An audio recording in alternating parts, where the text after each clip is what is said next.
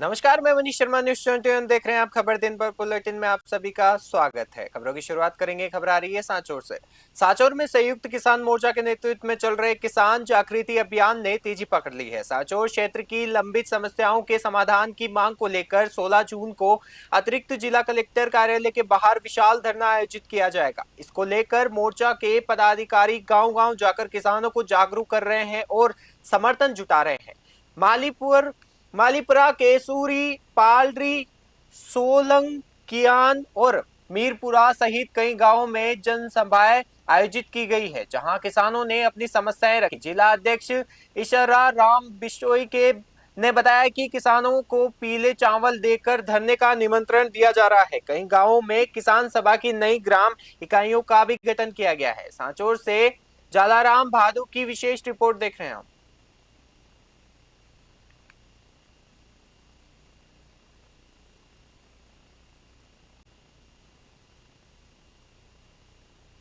नागौर से खबर आ रही है। राज्य में शारीरिक शिक्षक भर्ती में पदों की संख्या बढ़ाने की मांग को लेकर नागौर में सैकड़ों अभ्यर्थी सड़कों पर उतरे। नाथुराम मिर्था जाट हॉस्टल मानासार से कलेक्ट्रेट तक एक विशाल पैदल रथ यात्रा रैली निकाली गई, जिसमें बड़ी संख्या में युवा शामिल हुए। अभ्यर्थियों ने कलेक्ट्रेट पहुंचकर जिला कलेक्टर के माध्यम से मुख्यमंत्री के नाम ज्ञापन सौंपा। अभ्यर्थियों ने सरकार से भर्ती में पदों की संख्या 1000 से बढ़ाकर 5000 करने की पुरजोर मांग की है। इस प्रदर्शन में शिक्षक संघ शेखावत के जिला अध्यक्ष अर्जुन राम लोमरोड के साथ साथ कोचिंग शिक्षक और जाट हॉस्टल के छात्र छात्राएं बड़ी संख्या में उपस्थित रहे। प्रदर्शनकारियों ने चेतावनी दी है कि यदि सरकार युवाओं के हित में शीघ्र सकारात्मक निर्णय नहीं लेती है तो आंदोलन को और तेज किया जाएगा। नागौर से मोहित रंकावत की रिपोर्ट देख रहे हैं आप। हमारी ये मांग है कि पद बढ़ाए जाए पीटीए के। आपने 1000 पद दिए हैं, 700 आपने बेगलों के दे दिए, उनसे कोई छेड़छाड़ नहीं है। 300 पदों में इतनी कैटेगरी आपने बांट दी है, हमारी पोस्ट कहाँ से आएगी? घर भी संभालना पड़ता है, बच्चे भी संभालना पड़ता है। उस बीच में हम आके तैयारी करते हैं और तैयारी में भी अगर हमें कोई बेनिफिट ही नहीं हो रहा तो क्या मतलब है फिर उस चीज का? हमारी डिमांड है कि जल्द से जल्द पद बढ़ाए जाए ताकि हमें और मोटिवेशन मिले, हम और मेहनत कर सके। जगह जगह आप खेल को मोटिवेट कर रहे हो, ये खेल वो खेल, फलाना ओलंपिक ये ओलंपिक। आप पद तो बढ़ाओ, पीटीए तो लेके आओ क्लास यहाँ पे स्कूल्स में।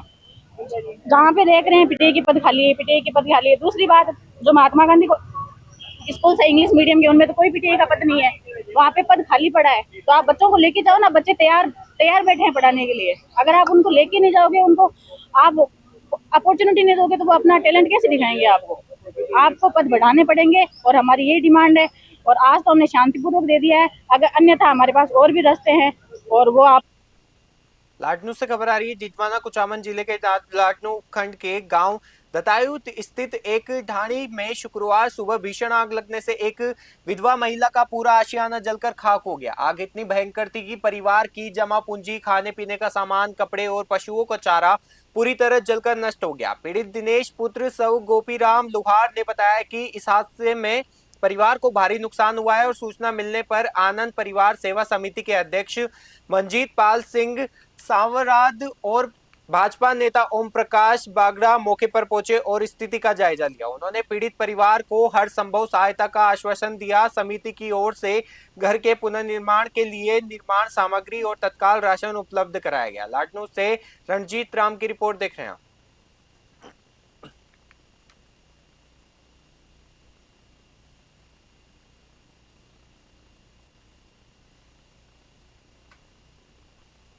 नारायणपुर से खबर आ रही है। राज्य सरकार की जन कल्याणकारी योजनाओं को घर के समीप उपलब्ध कराने के उद्देश्य से शुक्रवार को नारायणपुर नगर पालिका परिसर में शहरी सेवा शिविर 2026 का भव्य शुभारंभ हुआ। कार्यक्रम के मुख्य अतिथि बानसूर विधायक देवी सिंह शेखावत रहे। विधायक देवी सिंह शेखावत ने नागरिकों से सीधा संवाद करते हुए कहा कि राज्य सरकार की सर्वोच्च प्राथमिकता अंतिम पंक्ति में खड़े व्यक्ति तक पहुंचाना लाभ पहुंचाना है। इन शिविरों का मुख्य ध्येय सरकारी दफ्तरों के चक्कर काटने से निजात दिलाना है और एक ही स्थान पर सभी नागरिक सेवाएं उपलब्ध कराना है। उन्होंने अधिकारियों को स्पष्ट निर्देश दिए हैं कि शिविर में आने वाले प्रत्येक परिवादी की समस्या का प्राथमिकता और संवेदनशीलता के साथ समाधान किया जाए। नारायणपुर से भारत कुमार शर्मा की रिपोर्ट देख रहे हैं आप।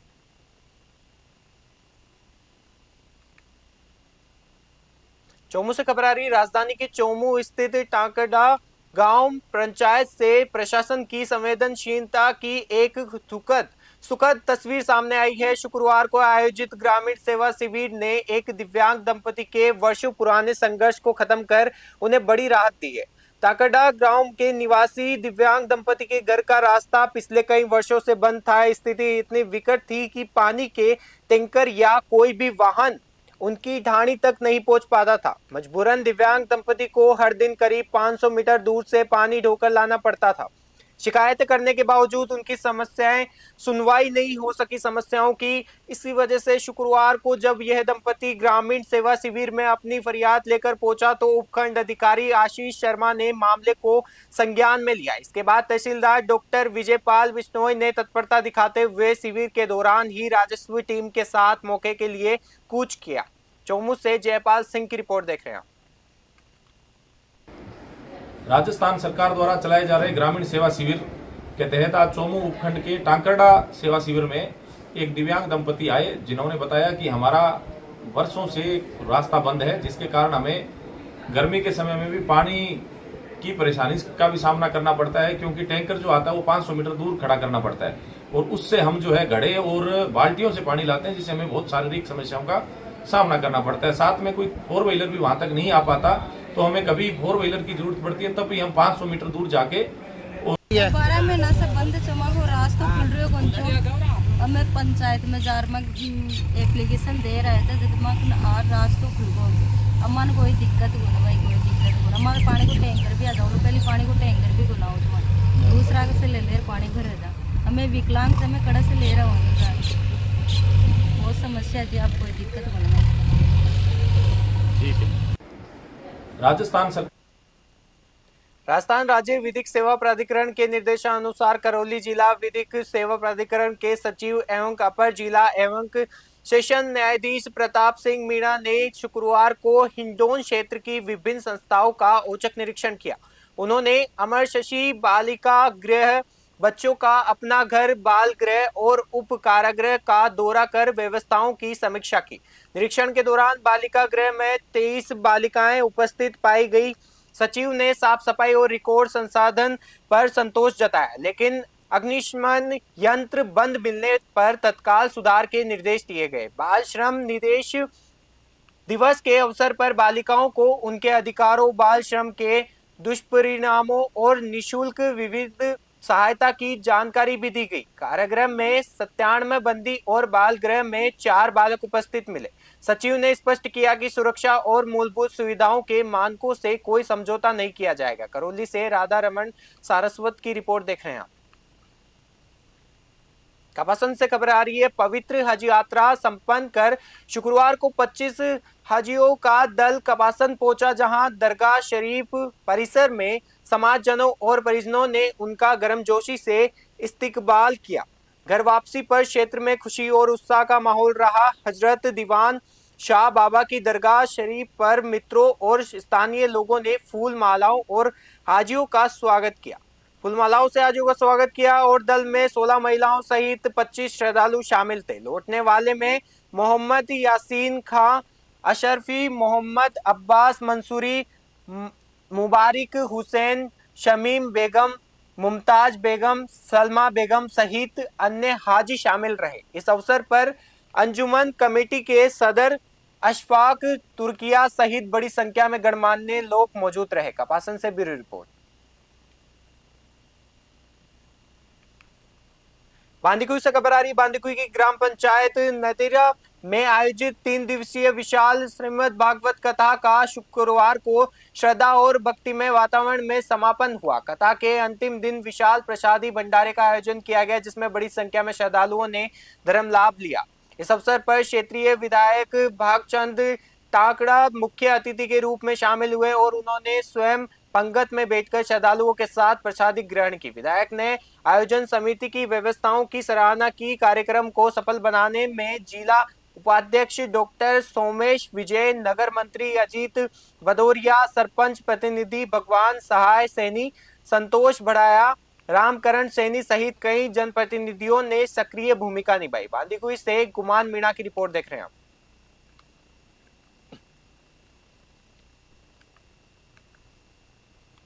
सोजतपुर से खबर आ रही है जहां पे राजस्थान सरकार के ग्रामीण सेवा शिविर 2026 अभियान के तहत शुक्रवार को सोजत उपखंड की C8 ग्राम पंचायत में विशेष शिविर का आयोजन किया गया। शिविर में स्थानीय लोगों की समस्याओं के त्वरित समाधान के लिए 22 विभागों ने अपनी स्टॉलें लगाई। पाली जिला कलेक्टर डॉक्टर रविंद्र गोस्वामी ने अतिरिक्त जिला कलेक्टर बजरंग सिंह और सीईओ मुकेश चौधरी के साथ शिविर स्थल का औचक निरीक्षण किया और व्यवस्थाओं की समीक्षा की। इस दौरान कलेक्टर ने विभिन्न योजनाओं के पात्र लाभार्थियों को स्वीकृत पत्र भी वितरित किए और शिविर प्रभारी उपखंड अधिकारी मसिंगा राम के नेतृत्व में राजस्व, पेंशन, बिजली, पानी सहित कई मामलों का मौके पर ही निस्तारण किया गया। पाली से ललित तिवारी की रिपोर्ट देख रहे हैं। बाड़ी से खबर आ रही है जहां राज्य सरकार और जिला प्रशासन के निर्देशानुसार नगरपालिका बाड़ी द्वारा मवेशी खाना परिसर में शहरी सेवा शिविर का आयोजन किया गया। शिविर का मुख्य उद्देश्य जन कल्याणकारी योजनाओं को सीधे आमजन तक पहुंचाना और प्रशासनिक कार्यों का त्वरित निस्तारण करना रहा। अधिशासी अधिकारी उत्तम चंद्र बंसल के निर्देशन में आयोजित इस शिविर में नागरिकों को केंद्र और राज्य सरकार की महत्वपूर्ण योजनाओं की जानकारी दी गई। बड़ी संख्या में लोगों ने शिविर में पहुंचकर अपने आवेदन प्रस्तुत किए, जिन पर अधिकारियों ने मौके पर ही मार्गदर्शन और आवश्यक सहायता उपलब्ध कराई। अधिकारियों ने बताया कि ऐसे शिविर प्रशासन आपके द्वारा की नीति के तहत लगातार आयोजन किए जा रहे हैं। बाड़ी से आशीष शर्मा की रिपोर्ट देख रहे हैं।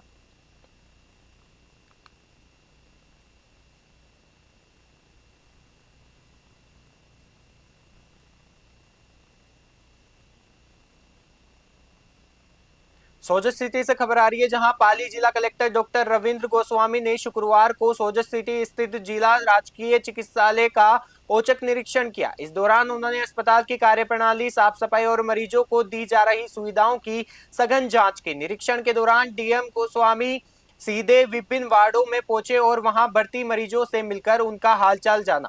उन्होंने मरीजों से अस्पताल में मिल रहे उपचार, दवाइयों की उपलब्धता और चिकित्सा सेवाओं के प्रति फीडबैक लिया और अस्पताल की व्यवस्थाओं को और अधिक सुदृढ़ बनाने के उद्देश्य से जिला कलेक्टर ने पीएमओ डॉक्टर राजेश गुप्ता को आवश्यक दिशा निर्देश दिए। उन्होंने स्पष्ट किया कि मरीजों को दी जाने वाली स्वास्थ्य सेवाओं में किसी भी प्रकार की कोताही बर्दाश्त नहीं की जाएगी। पाली से ललित तिवारी की रिपोर्ट देख रहे हैं।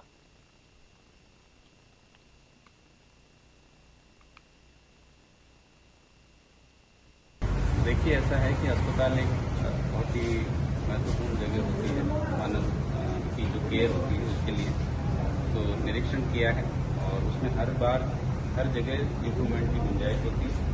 वो डायरेक्शन दिए हैं, कुछ मरीजों से बात करी, कुछ ने सेटिस्फेक्शन भी जाहिर किया। 3 दिन तक भर्ती थे, आज इलाज से आराम आया, दवाई अंदर से ले रहे थे। और कुछ जगह टॉयलेट्स में या सफाई की जहाँ समस्या थी, जो पॉइंट्स आइडेंटिफाई किए हैं, नोट करके मैंने करा दिया है और इसकी रेगुलर मॉनिटरिंग की व्यवस्था भी हमने सेट कर दी है।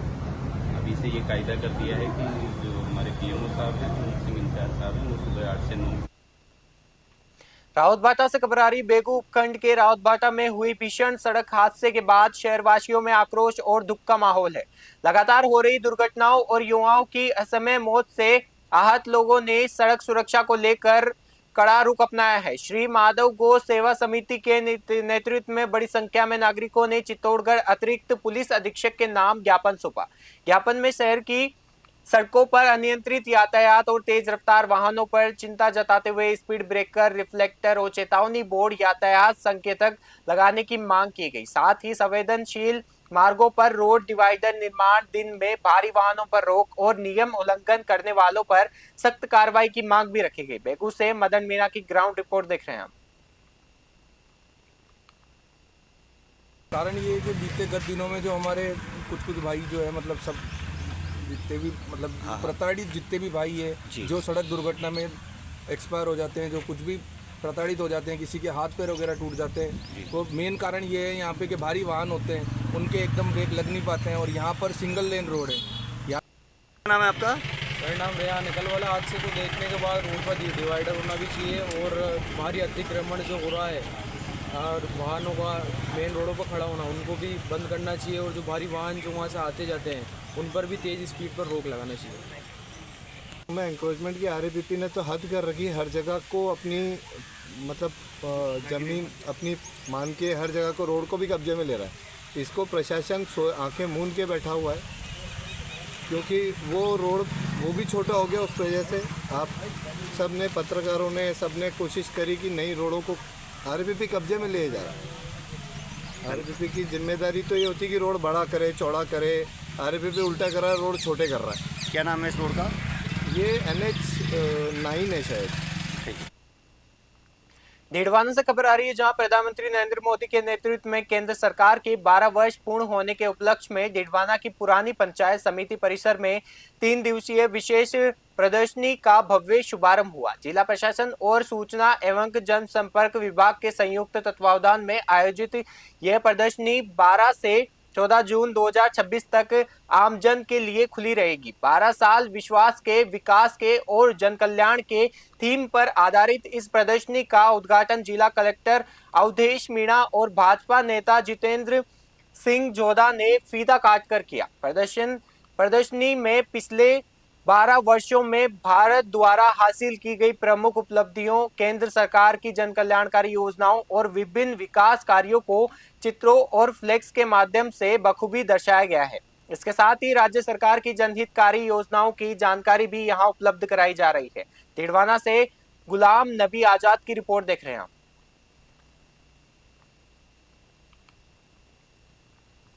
आज जो भारत सरकार है, केंद्र सरकार है, जिसमें आदरणीय प्रधानमंत्री नरेंद्र मोदी जी के नेतृत्व में आज 12 वर्ष कंप्लीट हुए हैं, जिसके तहत ये प्रदर्शनी भी लगाई गई है और कैंप्स भी चालू किए गए। शहरी कैंप का भी हम उद्घाटन करके आए हैं, ग्रामीण कैंप भी वहाँ पे चालू हो गया है गांव में, उसमें भी हम अभी जा रहे हैं। और ये प्रदर्शनी जो है, जिसमें गवर्नमेंट के जितनी भी स्कीम्स है, जो उसके अचीवमेंट्स है, उसको हम दर्शा रहे हैं। भले ही वो जनधन खाते से रिलेटेड हो या मेडिकल में माँ वाउचर है या अन्य जो भी है, वो सारी स्कीम्स की बेनिफिशरीज़ जो है वो हमने यहाँ दर्शाए हैं, किस तरह से गवर्नमेंट ने जो मेहनत की है और जो भी उसके प्रयास। देखिए, हमारे देश के यशस्वी प्रधानमंत्री मोदी जी के आज सरकार के 12 साल पूरे हुए और 12 साल पूरे होने के साथ ही इस लोकतंत्र के सबसे बड़े लंबे उम्र के या लंबी अवधि के प्रधानमंत्री रहने का गौरव इनको प्राप्त हुआ है। मैं आदरणीय प्रधानमंत्री जी को बधाई देता हूँ।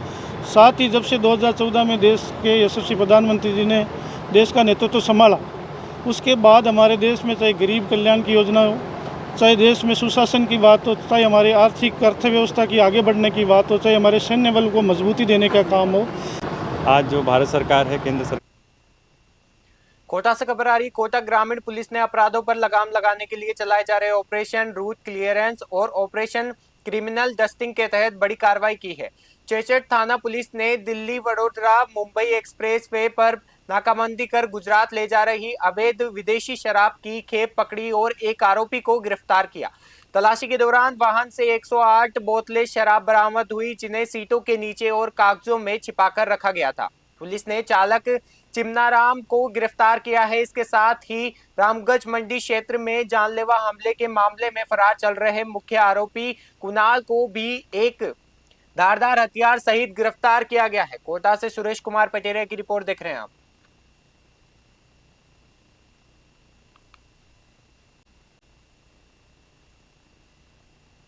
कोटा से खबर आ रही, कोटा जिला कलेक्टर पीयूष समारिया की अध्यक्षता में सामाजिक न्याय एवं अधिकारिता विभाग और जिला बाल संरक्षण इकाई की योजनाओं और कार्यक्रमों की समीक्षा बैठक आयोजित की गई।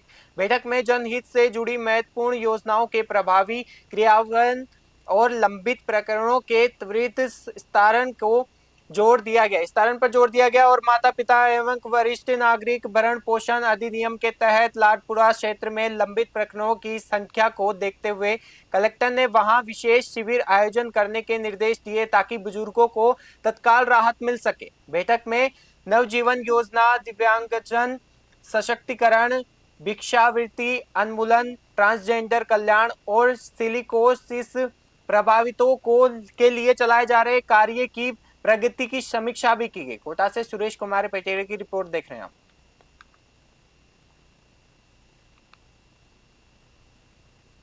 मेड़ता सिटी से खबर आ रही है, जहां मेड़ता पुलिस ने डांगावास में हुई 53 लाख रुपए की बड़ी चोरी का सफलतापूर्वक पर्दाफाश किया है। पुलिस ने न केवल चोरी करने वाले मुख्य आरोपियों को दबोचा, बल्कि चोरी का माल खरीदने वाले आरोपी को भी गिरफ्तार कर लगभग 50 लाख रुपए मूल्य के सोने चांदी के आभूषण और 1.40 लाख रुपए की नकदी बरामद कर ली है। पुलिस उप अधीक्षक रामकरण वलिंडा ने बताया कि आरोपियों से पूछताछ जारी है और इस मामले में शामिल अन्य कड़ियों की भी जांच की जा रही है। मेड़ता पुलिस की इस त्वरित कार्रवाई से क्षेत्र में अपराधियों के हौसले पस्त हुए पड़े हैं। मेड़ता सिटी से सुशील दिवाकर की रिपोर्ट देख रहे हैं।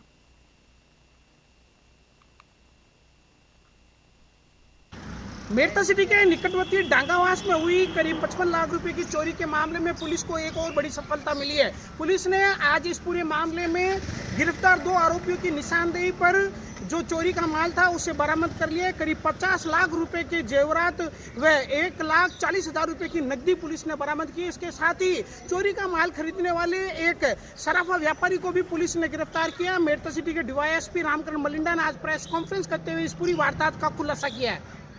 2026 को डांगावास गांव में दिन के समय जो नाकाबंदी की घटना हुई, जिसमें पहले से 2 मुलजिम हरदीप सिंह और सनी माली को अरेस्ट किया गया था पुलिस थाने टीम द्वारा। उनके निशानदेही से कल हमारी टीम हनुमानगढ़ गई। उनके रहवासी मकान से सोने चांदी के आभूषण जो चोरी हुए थे वो इस मुकदमे के अंदर जब्त किए गए हैं और ऑलमोस्टली 53 लाख के गहने थे, जिनमें से 50 लाख जेवरात की रिकवरी हो चुकी है, जिसमें सोने का आइटम टेवटा, कंठी, रकड़ी सेट, मंगलसूत्र, पुंछे, साथ ही चांदी की 4 जोड़ी पायजेब, साथ ही कुछ नगद राशि भी चोरी की गई, जिसमें से 1,40,000 रुपये नगद बरामद किए गए हैं।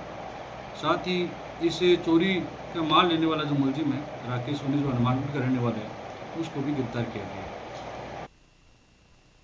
धौलपुर से खबर आ रही है, जहां धौलपुर अभिभाषक संघ के अधिवक्ताओं का एक विशेष दल अपनी पहली अंतर्राष्ट्रीय धार्मिक एवं आध्यात्मिक यात्रा पर नेपाल के लिए रवाना हुआ। यात्रा का शुभारंभ जिला एवं सत्र न्यायाधीश संजीव मांगो ने हरी झंडी दिखाकर किया। उन्होंने कहा कि ऐसी यात्राएं आध्यात्मिक ऊर्जा के साथ साथ अधिवक्ताओं के बीच आपसी भाईचारा, सहयोग और समन्वय को भी मजबूत करती है। यात्रा से पूर्व न्यायालय परिसर में अधिवक्ताओं और न्यायिक कर्मचारियों में उत्साह का माहौल देखा गया। कुमारी कीर्ति राजावत ने यात्रा दल के सदस्यों को तिलक लगाकर मंगलमय यात्रा की शुभकामनाएं दी।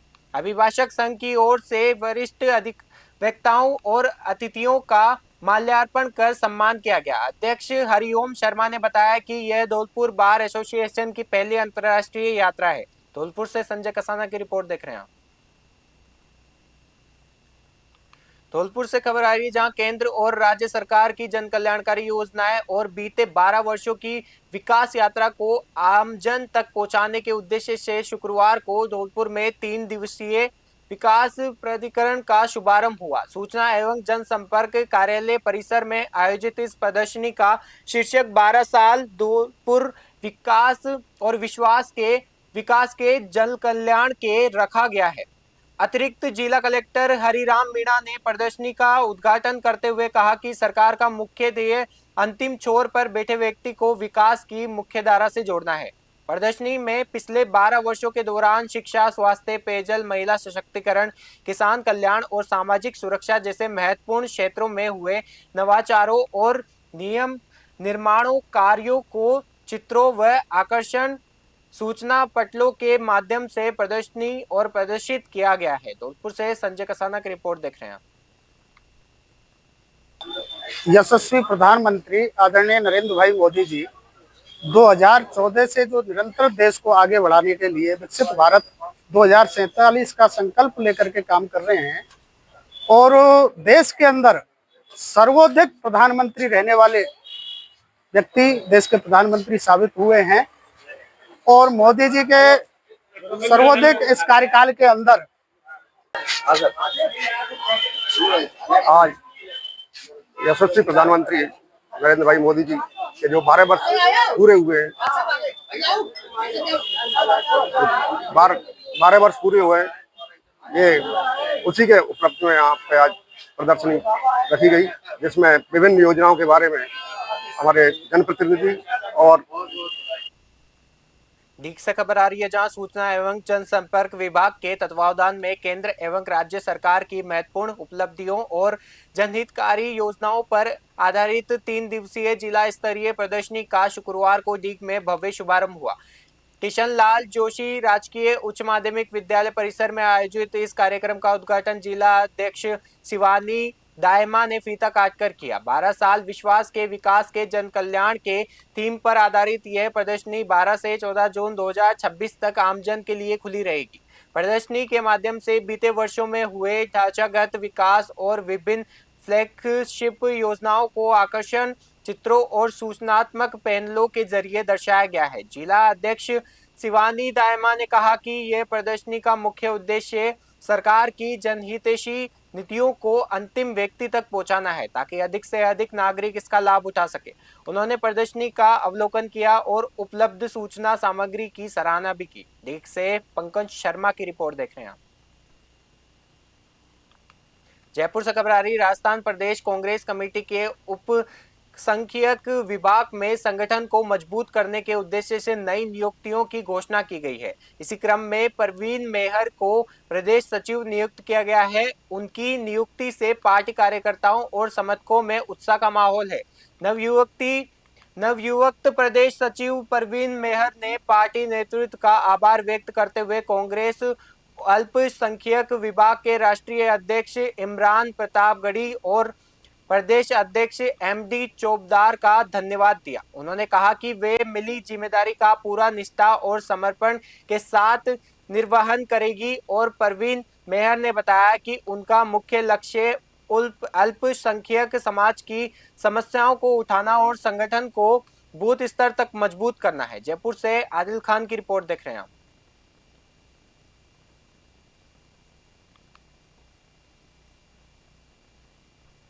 धौलपुर से खबर आ रही है, राज्य सरकार के निर्देशानुसार आमजन की समस्याओं के त्वरित निस्तारण के लिए शुक्रवार से धौलपुर में शहरी और ग्रामीण क्षेत्रों में विशेष सेवा शिविरों की शुरुआत हो गई है।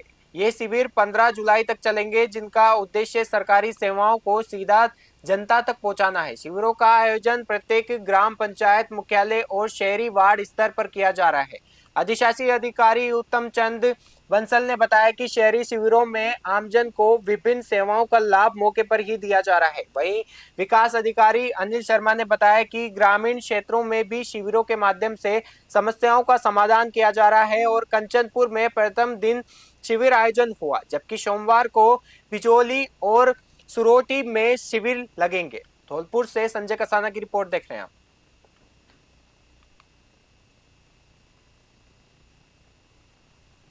केशवरायपाटन बूंदी जिले की 12 ग्राम पंचायतों में स्वच्छता संबंधी मामले में प्रस्तावित अनुशासनात्मक कार्रवाई के विरोध में राजस्थान पंचायत राज सेवा परिषद ने मोर्चा खोल दिया है। शुक्रवार को परिषद के एक प्रतिनिधि मंडल ने जिला कलेक्टर और जिला परिषद के सीईओ को ज्ञापन सौंपकर दंडात्मक कार्रवाई के खिलाफ अपना कड़ा विरोध दर्ज कराया है। केशवरायपाटन के विकास अधिकारी भानु प्रताप सिंह हाड़ा और तालेड़ा की विकास अधिकारी नीता पारिक के नेतृत्व में सौंपे गए ज्ञापन में बताया गया है कि कर्मचारी पूरी निष्ठा के साथ स्वच्छता गतिविधियों का संचालन कर रहे हैं। संघ का आरोप है कि 22 मई 2026 की निरीक्षण रिपोर्ट के आधार पर की गई अनुशासनात्मक कार्रवाई पूरी तरह से पक्षपातपूर्ण और दंडात्मक है। केशवरायपाटन से सुनील मेघवाल की रिपोर्ट देख रहे हैं आप। खबर दिन भर बुलेटिन में फिलहाल के लिए इतना ही। देखते रहिए न्यूज़ 21। नमस्कार।